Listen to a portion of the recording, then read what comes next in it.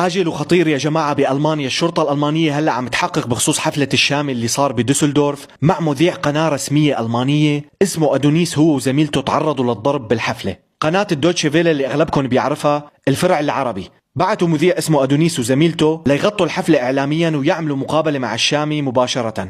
بنص المقابلة وهن عم يصوروا مع الشامي تعرضوا للضرب من الحرس الموجودين هنيك بالحفلة ووابل من الإهانات. ذكرت الجريدة أنه إحداها وصفه للمذيع بالمثلية الجنسية وغيرها من الإهانات والضرب اللي وصل المذيع أنه يروح على المستشفى. طبعا هذا المصدر نشرته قناة الدوتشي فيلا الرسمية على صفحتها. لهيك الشرطة الألمانية هلأ عم تحقق بالموضوع، لأنه مثل ما بتعرفوا حرية الصحافة والإعلام حرية مقدسة بألمانيا وأحد أهم أركان الديمقراطية الموجودة بالبلد هون. الحمد لله اللي ما رحت وما غطيت الحفلة إعلاميا وكأني كنت عرفان شو راح يصير. للمزيد من الأخبار أصدقائي اشتركوا بالقناة. تضلوا بألف خير وسلام.